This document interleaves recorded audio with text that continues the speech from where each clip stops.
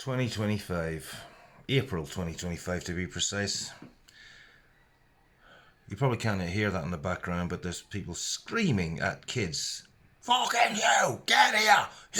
You fucking little bastard! Get away here! And so on.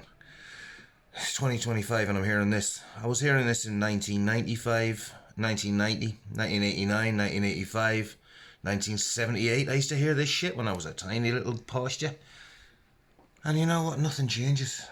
When I was a little posture at the age of 6 or 7, 1978, I'd hear it and I'd hear people screaming at those kids. Those kids are now 45, 50, well, no, they're 50 years of age, most of them.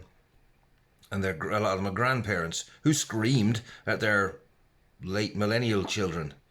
And those late millennial children are now little parents themselves, screaming at their toddlers. And all these people, when they get to their fucking 30s and 40s, suddenly go, in my day, we knew how to behave. In our day, we... And they're blissfully unaware that it was exactly the fucking same, and they had no more bloody respect for older people. And when they got to their teenagers in the 80s, this is the Gen Xers, that's my age group, they suddenly started they were looking down on preteens as little kids and fucking little twats, and they looked down on anybody over the age of 20 as old. Does this sound familiar to anyone who's a Gen Z or a millennial? It's exactly the fucking same. And these people cannot see beyond their little bubble, their little age group. Because as they get older, they move through time and they fit into their fucking stupid stereotype of their age group. And it really makes me fucking sad. Makes me angry as well, but I think, for fuck's sake, will you not fucking use your bastard your bloody head like? No. Oh, no, that's asking too much.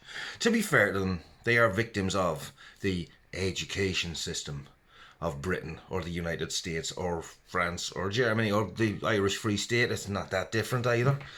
Late stage capitalism doesn't encourage us to become critical thinkers who question things or just, think for ourselves.